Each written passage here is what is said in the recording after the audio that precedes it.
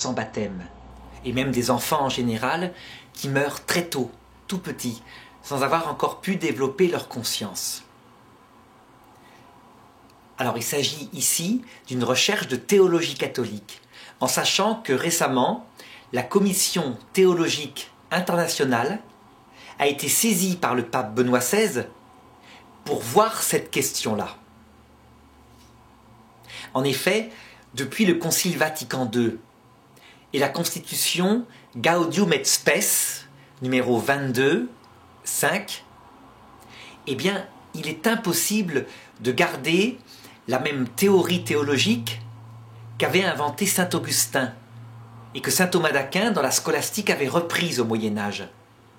À savoir que les enfants qui étaient morts sans baptême resteraient à jamais, sans souffrir, entre ce monde et l'autre, dans un lieu particulier appelé les limbes, et ils n'auraient jamais la proposition de la vision béatifique. Si saint Augustin disait cela, c'est parce qu'à son époque, il y avait déjà une foi qui restait commune à toutes les églises, à savoir que tout homme qui arrive dans l'autre monde sans avoir la grâce de Dieu, donc la présence du Saint-Esprit dans son âme, donc le pardon du péché originel. Le péché originel, c'est simplement la décision patriarcale d'Adam et Ève qui ont choisi, à un moment donné, lucidement, qu'ils préféraient que leurs enfants naissent libres. Donc, sans cette présence tendre et amicale de Dieu dans leur cœur. Donc c'était un péché dont l'enfant n'était pas coupable. C'était le choix de leur patriarche.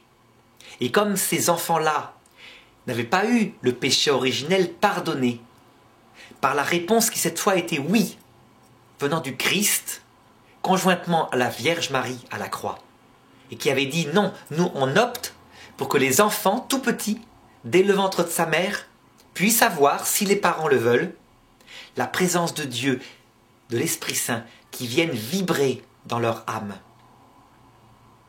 Mais ça, il fallait le faire par la demande du baptême, au moins le baptême de désir. Et donc saint Augustin disait que les enfants, pour qui les parents n'avaient pas demandé l'Esprit Saint, comme ils étaient entrés dans l'autre monde sans la grâce sanctifiante, eh bien malheureusement, il n'y avait pas de solution. Ils restaient séparés de Dieu à jamais. Pour lui, c'était un malheur, mais un malheur relatif parce que ces enfants étant tout petits, n'ayant aucune faute personnelle, eh bien ils ne souffraient pas.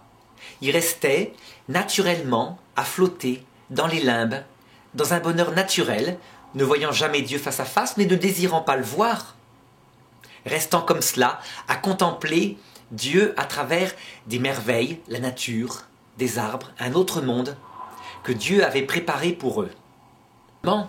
Le Concile Vatican II rappela une autre vérité de foi, qu'il fallait garder conjointement avec le dogme en question. Le dogme qui avait d'ailleurs été prononcé solennellement par Pie XII, à savoir que tout homme qui arrive dans l'autre monde sans la grâce sanctifiante est aussitôt conduite en enfer. Eh bien ce dogme en question disait, donc Gaudium et Spes 22.5, que Dieu, par un moyen connu de lui, donc l'Église reconnaissait qu'elle ne connaissait pas ce moyen-là, que Dieu allait faire participer tout homme sans exception à son mystère pascal, à tout homme sans exception. Donc ce dogme-là, c'est pourtant dans une constitution pastorale. Eh bien ce dogme-là, parce que si un seul enfant restait éternellement dans un paradis naturel, sans voir Dieu, mais sans non plus l'avoir refusé, ça voulait dire qu'en fait, le salut ne lui avait jamais été proposé. Et donc, en conséquence, le pape Benoît XVI, logique avec le concile, demanda à cette commission théologique de se pencher sur le problème. Et la commission théologique en question vérifia bien et se rendit compte que l'éternité des limbes ne faisait absolument pas partie de la foi de l'Église, proclamée par l'infaillibilité du magistère, donc des papes, mais qu'elle était juste l'opinion de grands docteurs de l'Église comme saint Thomas d'Aquin, saint Augustin et la plupart de ceux qui les suivirent, mais qu'elle avait été battue en brèche par un autre docteur de l'Église, qui s'appelle sainte Thérèse de l'Enfant Jésus, qui avait battu en brèche cette théorie par une simple petite phrase, mais qu'elle avait après déclinée dans ses poésies, en disant simplement « Un petit enfant, ça ne te damne pas ». C'était une évidence. Seulement, il restait à savoir d'abord pourquoi. Pourquoi les grands docteurs de l'Église, les plus grands théologiens, disciples du Seigneur, avaient pendant tant d'années en Occident, parce qu'en Orient c'est très différent, annoncé la damnation des plus petits. Pourtant la chose n'était pas logique. Comment Dieu pouvait-il donner sa vie pour sauver, si possible, un monstre comme Adolf Hitler, s'il acceptait leur abandonné de tous, tués par leur mère parfois dans le ventre, puisse n'avoir pas possibilité de voir le salut? Eh bien sans doute que les grands docteurs réalisèrent à travers l'histoire de l'Église cette prophétie qu'on voit dans l'Écriture. À un moment donné, on amène à Jésus des enfants. Et les apôtres les rejetaient. Ils ne voulaient pas qu'ils s'approchent, ils disaient « laissez le maître tranquille », etc. Et c'est Jésus qui leur répondit « Laissez venir à moi les petits enfants. Ne les empêchez pas, car c'est à leurs semblables qu'appartient le royaume des cieux. » Donc ça montre bien que les plus grands docteurs de l'Église, ils ne sont pas infaillibles. Alors certains opposent une parole d'un pape qui dit « L'Église a fait sienne la doctrine de saint Thomas d'Aquin ». Oui, elle a fait sienne la doctrine de saint Thomas d'Aquin selon son esprit, à savoir l'alliance unique, géniale, entre la raison et la foi, qui chez lui marchent comme deux amoureuses pour trouver la vérité. Mais il ne s'agissait jamais d'accepter toutes les conclusions de saint Thomas. On voit bien que sur la science, il a beaucoup d'erreurs parce qu'il a la science du Moyen-Âge.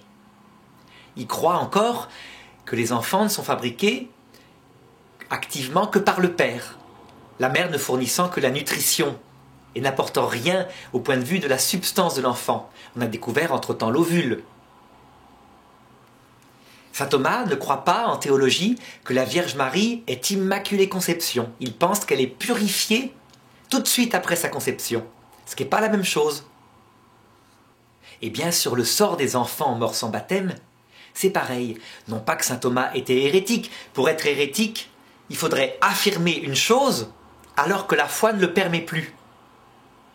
Par contre, si aujourd'hui un homme affirmait qu'il y a des enfants éternellement dans les limbes, donc sans la proposition du salut, là, il est probable qu'il y aurait au sens propre une hérésie, puisqu'on s'opposerait à ce dogme rappelé dans le Concile Vatican II, et qui était présent dans l'Écriture sainte, qui fut martyrisé au Vietnam. Il voyait Jésus et il demandait à Jésus « Mais comment se fait-il que saint Thomas se soit trompé là-dessus » Et Jésus lui répondait « Ce n'est pas qu'il s'est trompé, c'est que la chose n'avait pas encore été manifestée à l'Église. Et c'est qu'il a raisonné avec ce qu'il avait à l'époque. » Et donc, à notre époque, les choses ayant progressé, eh bien, il faut essayer de chercher en théologie qu'est-ce qui se passe pour ces enfants, et pour les enfants en général. Il faut donc, nous invite le pape, essayer de retrouver au maximum la théologie du sort de ces petits-enfants. Alors quand on fait une recherche théologique, ce n'est pas du tout la foi, mais on la fait en communion avec tous les catholiques, en la présentant et en l'améliorant au fur et à mesure. Donc là, cette vidéo, elle est datée de janvier 2009. Probablement que par divers apports, et c'est arrivé déjà l'année dernière, en 2008, on pourra l'améliorer. Mais en tout cas, je crois que par rapport aux enfants, il faut véritablement repenser la théologie entièrement. La repenser à la lumière de la révélation totale, qui est beaucoup mieux connue maintenant, depuis le Concile Vatican II, qu'elle ne l'était avant le Concile Vatican II. Et je ne suis pas en train d'opposer Le Concile Vatican II, au précédent concile, au contraire, un théologien catholique, lui, il doit se servir de tous les dogmes, sans exception. L'Esprit Saint, il n'a pas de demi-mesure. Quand il parle par l'Église à travers son magistère, donc un concile, un pape, d'un contenu de la foi, eh bien, il la protège de l'erreur aussi bien au 1er siècle qu'au 21e siècle. Les dogmes du Concile de Trente, par exemple, sont absolument aussi valables que les dogmes du Concile Vatican II. Et le travail du théologien, quand il repense un sujet comme cela, c'est de prendre tous les dogmes et de trouver la synthèse qui permette de les rendre harmonieux, pour qu'ils révèlent véritablement, de manière cohérente, l'amour de Dieu. Parce que c'est l'esprit fondamental de la théologie. Dieu est amour. Et donc il ne peut rien faire si ce n'est pour le plus grand salut de ses enfants. Alors d'abord, je voudrais rappeler ce que c'est que la vie éternelle. Parce que si on n'a pas bien en tête ce que c'est que la vie éternelle, on ne peut pas penser la manière dont Dieu va sauver un petit enfant qui est mort dans le ventre de sa mère. La vie éternelle, c'est un amour d'amitié absolument fervent, unique, accompli avec Dieu. Je dis bien un amour d'amitié. Je ne parle pas d'un amour de serviteur envers son maître. Ça, c'est la théologie musulmane, qui est tout à fait cohérente. Les musulmans disent la théologie catholique est impossible parce que Dieu n'est pas égal de l'homme. Donc il ne peut pas y avoir d'amour, d'amitié. Non, en théologie catholique, ce qui est proposé à l'homme, c'est une amitié cœur à cœur qui sur terre est affective parce que Dieu se cache. Sa présence est réelle, il est là. Mais il cache encore sa présence à nos sens.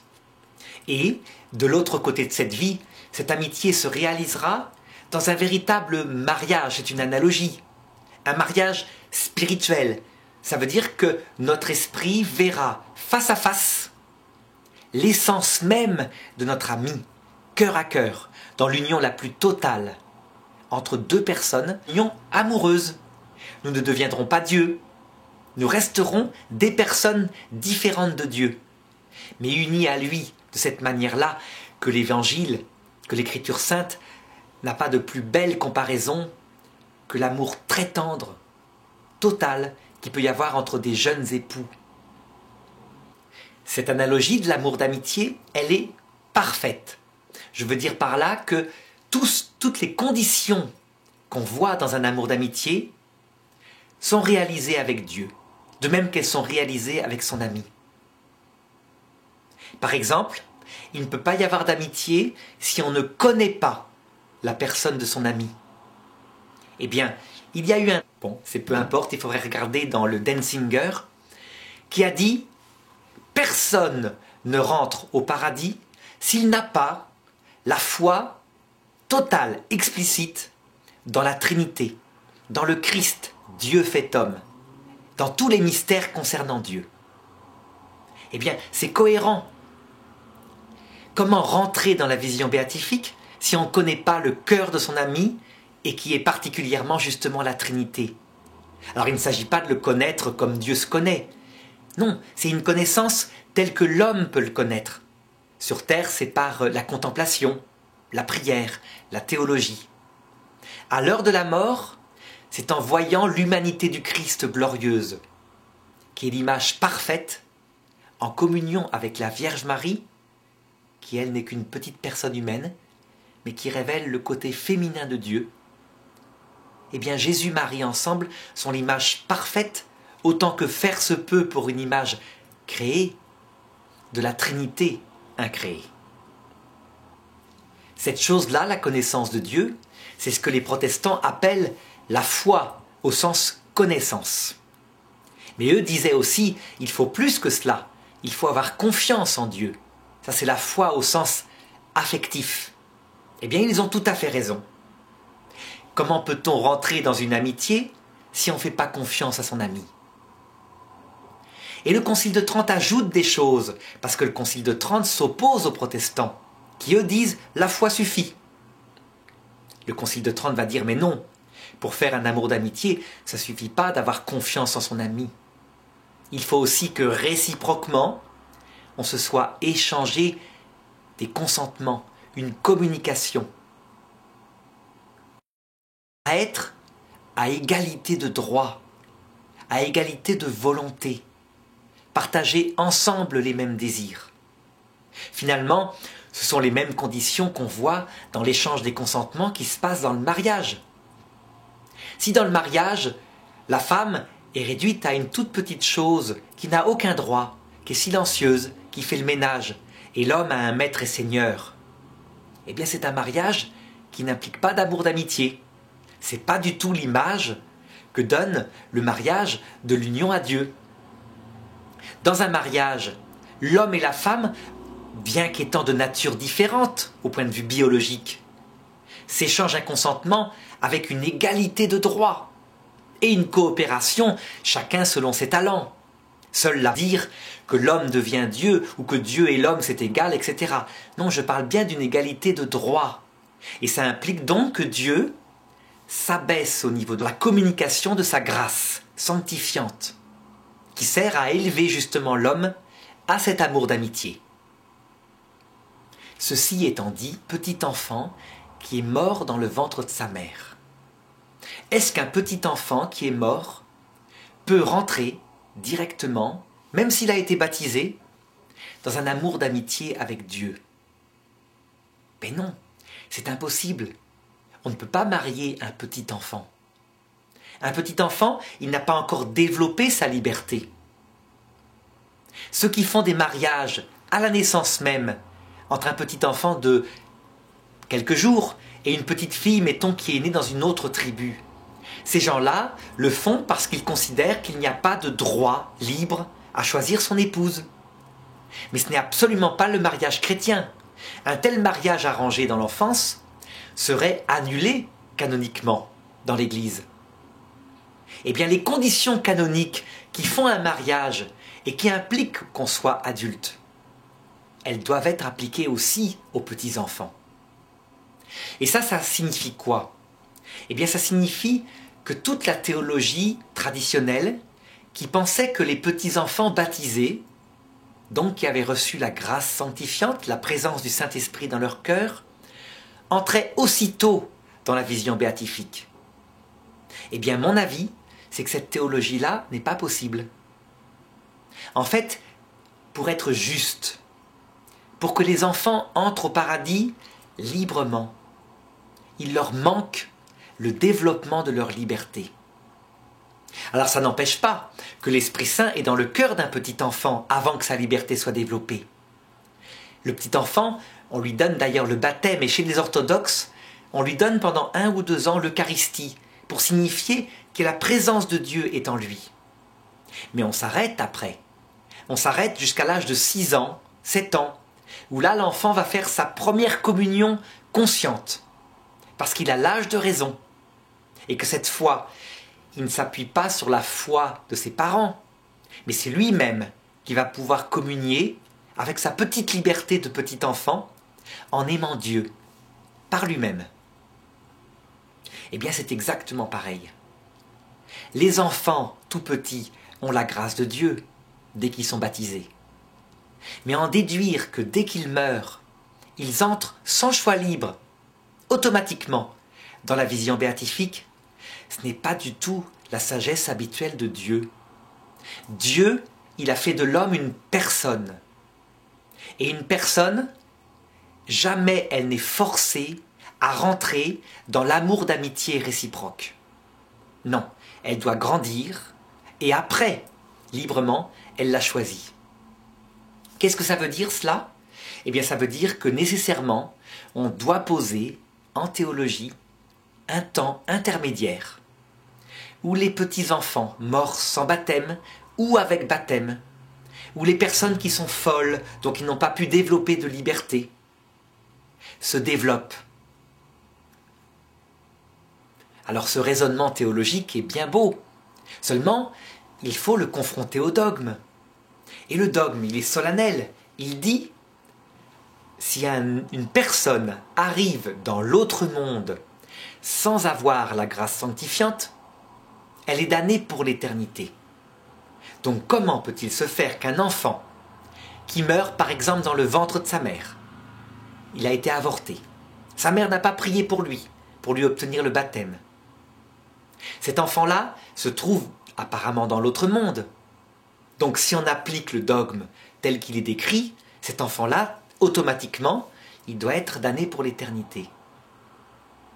Eh bien en fait, il manquait aux théologiens récemment, quand on en est revenu, grâce à l'observation des gens qui avaient approché la mort, les fameuses NDE, quand on en est revenu à reconsidérer les textes bibliques qui, eux, avaient toujours décrit la mort, non pas comme un instant.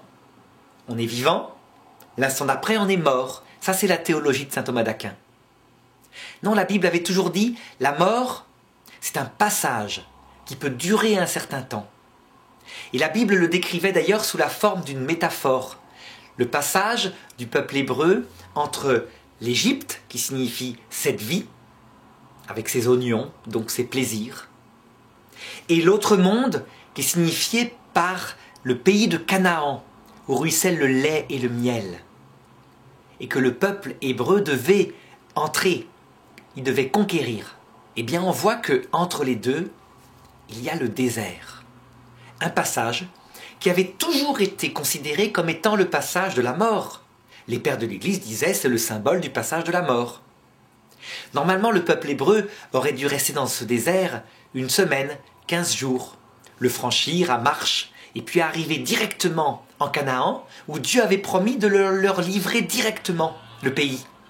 Dieu disait, il est mûr, allez-y. Seulement le peuple hébreu eut peur. Il envoya des espions.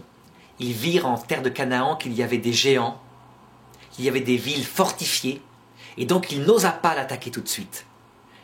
Sur quoi Dieu se mit en colère et fit dire au peuple par Moïse, eh bien puisque c'est comme cela, vous mourrez tous dans le désert, et ce seront vos descendants qui entreront dans la terre promise. Donc ce texte symbolique signifie que la mort est un passage, et que ce passage, normalement, il dure quelques jours, mais que, visiblement, exceptionnellement, ce passage peut durer quelques années, si ce n'est plus. Marthe Robin, personne ne peut être canonisé. Eh bien Marthe Robin, sans arrêt, quand des visiteurs venaient la voir par rapport à des histoires de suicide. À l'époque, on pensait que les suicidés allaient forcément en enfer, puisqu'ils mouraient en commettant un péché mortel. Donc après la mort, ils ne pouvaient être qu'en état de péché mortel, puisqu'ils venaient de se suicider. Et Marthe Robin, sans arrêt, dit « Dites-le, dites-le ». On peut penser qu'elle l'avait vu parce qu'elle avait eu un frère qui s'était suicidé. Et on pense qu'elle a porté les souffrances de ce frère, ou de cette sœur, je ne sais plus, qui s'était suicidée. Et qu'elle avait, grâce à ses souffrances, à sa compassion, réussi à faire qu'il choisisse la bonne voie et qu'il soit sauvé. En tout cas, le fait que la mort elle-même, que le texte hébreu appelle le Sheol, que le texte grec appelle l'Hadès, que la théologie latine appelait les limbes, le fait que la mort elle-même soit un séjour qui peut durer un certain temps, qui n'est pas l'autre monde, qui n'est pas encore cette vie, mais qui est entre les deux, qui est le passage de la mort, eh bien c'est une clé qui permet d'être parfaitement fidèle au dogme et de comprendre le moyen de son salut à tout homme. C'est pas compliqué. Le peuple hébreu d'ailleurs s'en fait témoin dans la Bible. La Bible raconte que quand le peuple fut dans le désert, il voyait la nuit une colonne de lumière qui était devant eux quand ils avançaient et qui se mettait derrière eux quand elle devait les protéger par rapport aux Égyptiens qui allaient les attaquer. Dans la journée, c'était une colonne de fumée, la fumée signifiant l'Esprit Saint, et ils la voyaient. Eh bien, ce texte-là signifie métaphoriquement ce que Isaïe rappelle dans son texte. Dans le pays de la mort, dans le pays de Galilée, terre de Nephtali, de Zabulon, le peuple qui marchait dans les ténèbres a vu une grande lumière.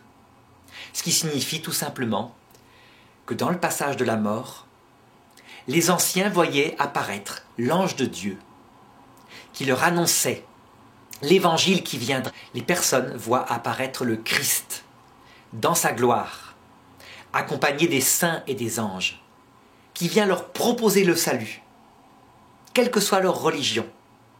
Et si ce sont des hommes droits, de bonne volonté, si ce sont des protestants qui avaient confiance en Dieu, si ce sont des musulmans qui refusaient l'amitié par humilité, eh bien devant l'évidence du mystère, ils se convertissent évidemment au seul évangile, l'évangile de l'amour d'amitié avec Dieu. Un peu comme dans cette parabole où Jésus dit au serviteur, « Tu t'es mis au fond, viens devant, viens, sois ami. » Et c'est tout à l'honneur des personnes qui sont ainsi sauvées. Eh bien, le fait qu'il se passe ces événements-là dans ce passage de la mort, le fait que ce passage de la mort puisse parfois durer plus longtemps, est certainement la clé qui va expliquer le sort des petits-enfants. Alors, qu'est-ce qu'il manque donc aux petits-enfants pour qu'ils puissent entrer dans la vision béatifique? Il leur manque donc deux choses. Premièrement, il leur manque la capacité à choisir librement parce qu'ils sont tout petits. Et ça, c'est valable non seulement pour les enfants non baptisés, mais pour les enfants qui ont été baptisés. Donc il faut qu'ils grandissent. Et donc, il est tout à fait crédible que dans le passage de la mort, d'une manière ou d'une autre, Dieu va faire grandir leur cœur. Comment? Bien, c'est du bon sens. Ils vont être éduqués. Un petit enfant, puisqu'il garde son psychisme, ça semble être une chose acquise. Les NDE le confirment, ils voient, ils entendent. Eh bien, ils ne peuvent pas se développer affectivement, sinon pas à côté d'eux une maman, un papa, des présences spirituelles.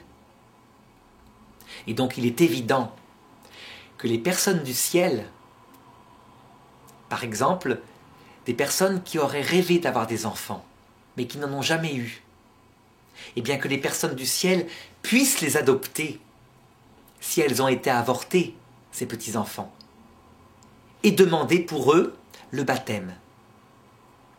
Si ces enfants n'ont pas été avortés, mais ont été perdus par leur maman de la terre, eh bien les gens du ciel viennent les éduquer de la même façon, mais comme parrains et marraines.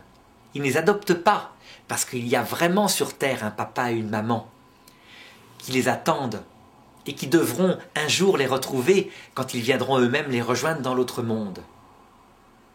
Donc il y a une éducation, c'est fort probable. Et la chose est d'ailleurs confirmée, sans arrêt, par des témoignages venant d'expériences proches de la racontée sur France 3, dans les années 2006. Un témoignage très étonnant d'une jeune femme qui raconte que, alors qu'elle était avec son copain, en moto, ils eurent un terrible accident. Ils se prirent un camion. Et elle se réveilla alors que son corps tournoyait encore en l'air, qui n'était pas encore retombé par terre. Et elle assista à la scène comme à l'extérieur de son corps. Elle voyait. Et elle vit son corps retomber dans le fossé, dans une position particulière. Elle vit les autres copains motards du groupe s'arrêter, se précipiter affolés. Elle les vit téléphoner au SAMU. Elle releva des détails comme cela, qu'elle raconta après en se réveillant à l'hôpital et que ses amis lui confirmèrent. Et puis elle vit une sorte de passage, un tunnel de lumière entre ce monde et l'autre. Elle y alla, comme attirée, parce que c'était très tendre. Elle se retrouva auprès d'un être de lumière, envahi d'amour, et là, elle vit auprès de lui une petite fille, 3 ans à peu près, habillée avec une petite robe d'enfant, très bien soignée, qui lui dit « Maman ». Et elle répondit « Mais je n'ai pas d'enfant ». Et la petite fille lui répondit « Mais si, souviens-toi ». Et quand elle se réveilla, elle se souvint que 3 ans plus tôt, elle avait fait une fausse couche. Donc, ces récits de gens qui approchent la mort, non seulement confirment que les petits-enfants ont leur âme, très tôt, en tout cas là, mais qu'en plus, ils ont grandi. Cette petite fille, elle avait 3 ans d'âge mental, donc son corps était un corps de petite fille de 3 ans. Si elle avait grandi, c'est donc qu'elle avait été éduquée. Le fait qu'elle soit bien soignée, qu'elle porte une petite jupe, signifiait symboliquement que quelqu'un lui faisait porter des vêtements psychiques, puisque en fait c'est un autre corps, ce n'est pas un corps biologique qu'on a quand on est mort. Quand on regarde le dogme catholique, on s'aperçoit en fait que les limbes ont été parfois définis par les papes, mais jamais leur éternité. Il y a plusieurs documents qui parlent effectivement des limbes, qui disent que la chose est tout à fait crédible. Eh bien, même cela, ça devient cohérent. Les petits-enfants, baptisés ou non, ont un temps d'éducation, qui se passe probablement entre ce monde et l'autre. Pas dans l'autre monde, parce que dans l'autre monde, ils auront fait leur choix. Pas en ce monde-là, puisqu'ils sont morts, mais entre les deux, dans le passage de la mort. Seulement ce temps, loin d'être éternel, comme le pensait saint Thomas d'Aquin, il peut être provisoire, parce que ces enfants-là ne sont pas après la mort, ils sont dans la mort. Donc la lettre même du dogme est respectée. Prenons une personne qui se développe, qui grandit, qui se fortifie en sagesse, qui est élevée par des personnes du ciel très sages, très bonnes. Elle a une bonne éducation, c'est très bien. Mais être capable de choisir, ça ne veut pas dire encore avoir choisi, ou plutôt avoir la possibilité du choix. Il faut que ce choix soit présenté. Et cela, c'est ce qui va probablement se passer dans une deuxième étape. Ça veut dire que le jour où les enfants se trouvent assez développés, qu'ils entrent dans l'âge de raison, eh bien, ils vont devoir être confrontés à la possibilité des 2 choix, exactement comme tous les êtres humains qui passent sur Terre. Je n'ai pas dit qu'ils devaient être confrontés à un seul choix, à savoir au paradis éternel, à savoir l'apparition du Christ, accompagné des saints et des anges du ciel qui tout d'un coup viendraient leur proposer le salut éternel qui leur avait été annoncé par leurs parrains, marraines qui les avaient éduqués. C'est sûr que si ils ne voyaient que le Christ qui leur proposait le paradis éternel, ils choisiraient, mais le choix ne serait pas juste. Est-ce qu'un choix peut être libre si on n'a qu'une seule possibilité? C'est pourquoi, en toute logique, il faut admettre que Lucifer reçoit la possibilité de leur proposer l'autre choix, à savoir l'enfer. Mais pas l'enfer tel qu'on le croit habituellement, donc un four de feu immédiat, non, l'enfer dans ce qu'il a de positif, de génial, tel que Lucifer le présenta mensongèrement, mais réellement à Adam et Ève, à savoir devenir libre, ne quand on veut, dans l'indépendance totale, être une personne autonome, choisir soi-même le bien et le mal, et évidemment être seul, parce que quand on met en avant, en premier lieu, son autonomie, son individualisme, on est seul. Au paradis, au contraire, le vrai paradis de Dieu, on met en avant en premier l'amour et l'humilité, quitte à renoncer totalement à sa liberté. Mais en fait, dans le vrai paradis, on devient libre, parce que quand on est heureux, quand on aime une personne infinie qui correspond, il n'y a pas de gens heureux qui ne sont pas libres. Le bonheur donne la liberté.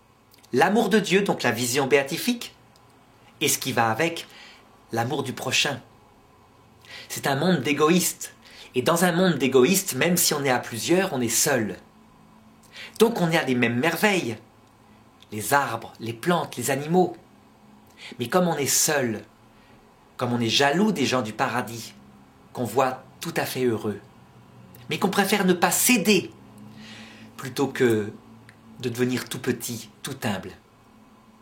Eh bien, on reste éternellement dans cet enfer et tout se transforme en horreur, en grincement de dents, en haine, en jalousie, en solitude, parce qu'on finit par s'éloigner dans les lieux les plus déserts de l'univers pour ne rencontrer personne. Eh bien, les deux choix doivent être présentés à l'enfant. Il n'y a pas de raison. Et c'est pour ça d'ailleurs que Adam et Ève, qui eux aussi étaient innocents, ont eu la possibilité de rencontrer Lucifer. Et ils y cédèrent. Sainte Thérèse, quand elle parle des petits-enfants, elle dit « Eux, ils ne vont pas en enfer. Un petit enfant, ça ne se damne pas. » Eh bien, je pense qu'elle a raison. Les enfants n'ont pas de propension à l'orgueil. Ils sont tout petits. Ils sont morts très tôt. Seulement, théoriquement, ils ont possibilité de se damner. S'ils n'avaient pas de possibilité de choisir de ne pas aimer Jésus qui leur apparaît, ils ne seraient pas vraiment libres. Et donc en théologie, il faut poser la possibilité, même pour ces petits-enfants-là qui ont grandi, de choisir autre chose que le vrai paradis éternel. Je pense que là, tous les enfants choisissent le paradis, le vrai, le paradis céleste. Et c'est facile à comprendre. Ils sont morts tout petits. Ils n'ont pas développé des grands muscles, une grande vie terrestre. Ils ont été élevés par les meilleurs parents qui soient, des parents qui cette fois ne font pas d'erreur d'éducation, qui mettent de l'autorité, qui mettent beaucoup de tendresse et les valeurs qu'il faut. Ces enfants-là, quand on leur propose l'enfer et sa liberté, je pense qu'ils n'ont aucune propension vers cela. La gloire sublime de Lucifer, ce n'est pas leur truc parce qu'ils sont tout petits. À mon avis, ils choisissent tous, sans exception, Jésus, si tendre, si aimant, qui vient les chercher. Si c'est le cas, alors on pourrait émettre une objection. Si donc tous les enfants, morts sans baptême, sont baptisés par les gens du ciel, qui viennent les adopter, si les enfants qui ont été baptisés choisissent eux aussi sans exception le Christ, alors dans ce cas-là, l'avortement ne serait pas un drame. Et on pourrait dire que l'excommunication ipso facto, l'été sentencié, comme dit l'Église, qui tombe sur une personne catholique qui conseillerait un avortement, on devrait dire que c'est une erreur de l'Église. Et ce n'est pas une erreur de l'Église. Ce qui veut dire que l'Église, elle a toujours dit que l'avortement était un crime terrible, abominable, qui se répercutait donc sur le sort des enfants. Et je voudrais expliquer maintenant pourquoi. En fait, si Dieu a inventé la vie terrestre, et ses souffrances, mais aussi ses joies, le fait qu'on est abandonné dans le silence, qu'on n'est même pas sûr que tout ce que je raconte là, c'est vrai. Dieu se cache.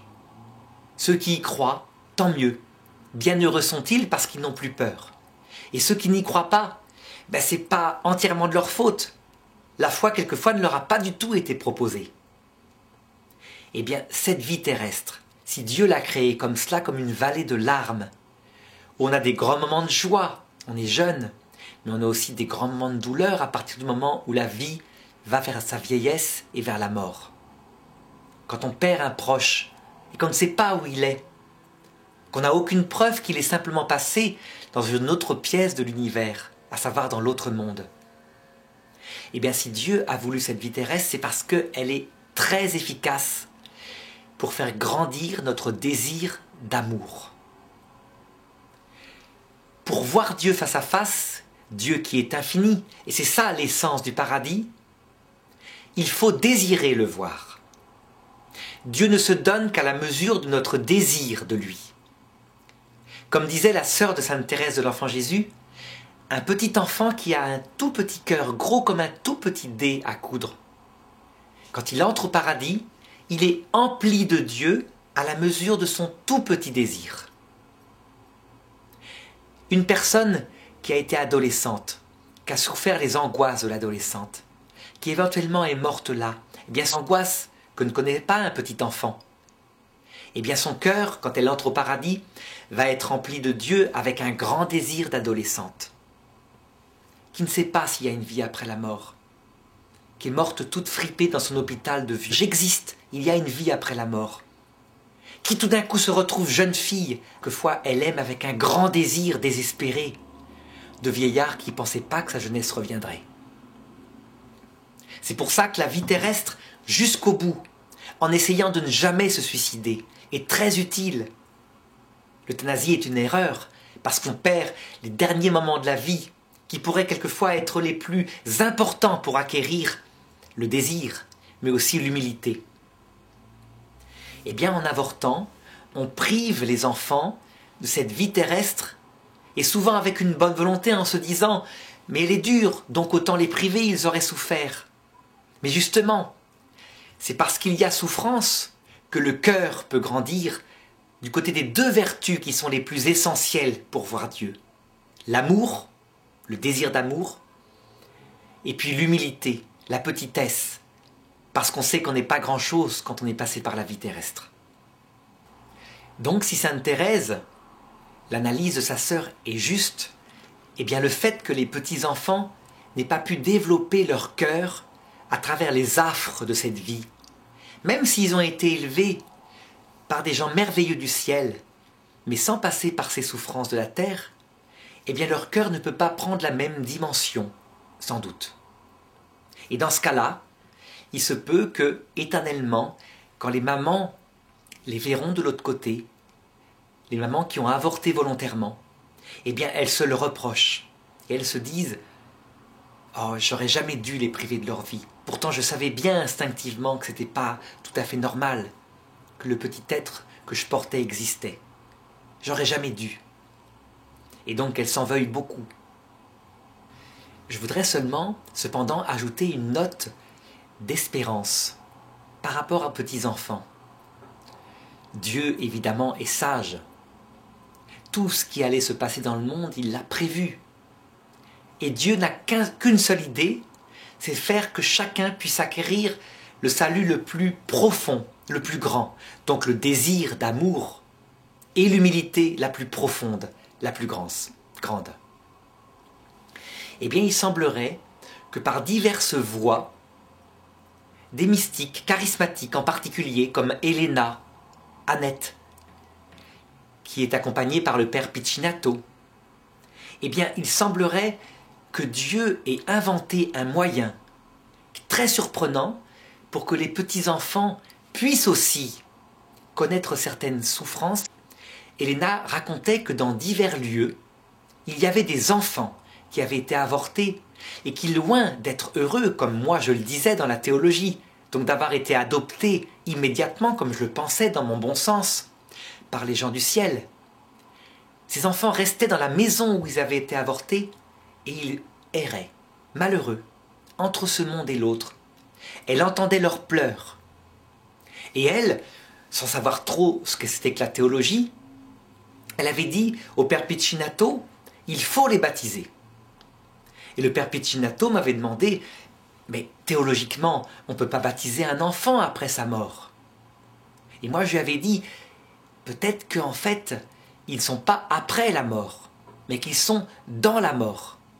Et je lui avais dit, donc c'est une piste, essayez, faites le baptême, un baptême de désir, un baptême qui toujours dans l'Église catholique avait été admis, à savoir, on ne baptise pas avec de l'eau, mais on baptise avec une prière, on donne un petit nom à cet enfant-là,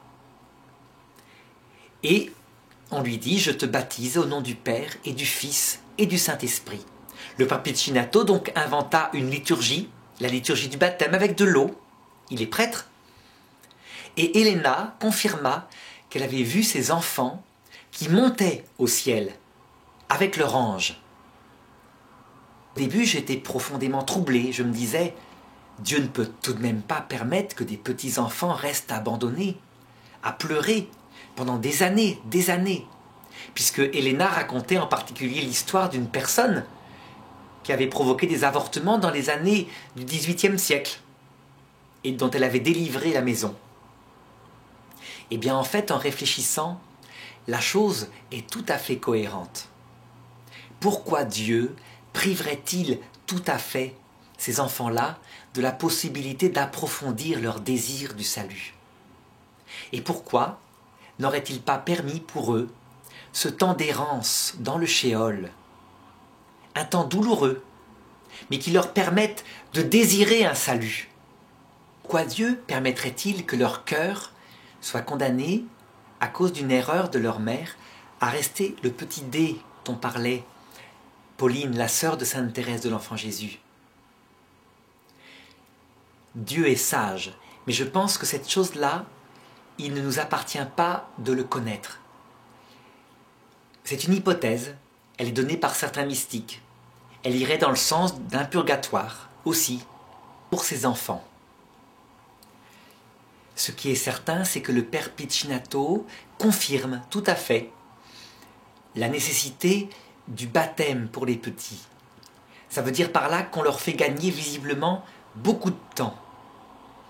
Et donc, il maintient, à chaque fois que Helena, par son charisme, voit une maison où sont présents des âmes du purgatoire, des âmes de petits-enfants qui ont été avortés, que le Père Piccinato les baptise. Le Père Piccinato, une fois, était tombé sur un groupe de 6 frères et sœurs qui avaient été avortés par une seule femme. Et lui les avait baptisés un par un, chaque jour à la messe, en choisissant un prénom. En un seul jour, parce qu'il me semble que le dernier, quand il est parti, il était tout seul. Les autres étaient déjà partis au ciel. Eh bien, je pense que, comme la liturgie le font pour les enfants, à savoir qu'on baptise les enfants un par un, en prononçant à chacun le prénom, mais qu'on peut faire une cérémonie, une seule, pour plusieurs enfants à la fois, eh bien, il faut faire pareil. La chose n'est absolument pas réservée aux prêtres. Le Père Piccinato, lui, le fait dans son ministère de prêtre. Mais le baptême, en cas de danger de mort, l'Église a toujours dit qu'il était ouvert à toute personne, baptisée ou non. Ce qui veut dire que lorsqu'une maman a conscience avoir fait quelques années plus tôt un avortement volontaire, ou parfois une fausse couche, même si elle n'y a pas pensé à l'époque, eh bien il faut qu'elle se recueille, qu'elle se mette dans sa chambre, qu'elle choisisse un prénom à son enfant, et qu'elle le baptise au nom du Père et du Fils et du Saint-Esprit, en lui demandant pardon éventuellement pour l'acte dont elle n'était pas consciente à l'époque, et que l'enfant bien volontiers, parce qu'il est bien élevé dans l'autre monde, lui pardonnera. Cet enfant Jésus, et il l'accueillera, bien vivant, entrer dans la gloire. Peut-être que de l'autre côté, finalement, tous ces malheurs qu'on voit actuellement, ces millions d'avortements, mais aussi tous les enfants qui au cours de l'histoire mouraient, eh bien on se rendra compte que Dieu avait pensé pour les faire tourner aussi en un bonheur. Même si ces enfants seront privés à jamais de la possibilité d'être papa, maman, physiquement, biologiquement sur la terre, eh bien peut-être que Dieu les a comblés d'une autre maternité et paternité, spirituelle, mais éternelle celle-là. Dieu habituellement sait faire tourner au bien les plus grands malheurs. Et je me dis que c'est un grand espoir pour moi, parce qu'à notre époque, où il est si difficile d'expliquer au monde que dans le silence de nos villes riches, nous sommes en train de commettre, et qu'à cause d'un pari absolument irresponsable, le pari qu'il n'y a pas de vie après la mort, nous avons choisi d'imaginer que ces enfants-là n'étaient que finalement quelques cellules, parce qu'ils ne criaient pas. Donc il faut prier pour cette génération qui, en croyant valoir mieux que les générations d'avant, s'est peut-être rendu coupable sans s'en rendre compte, donc il y a moins de culpabilité, d'un des plus grands crimes qu'on n'a jamais vus dans l'humanité.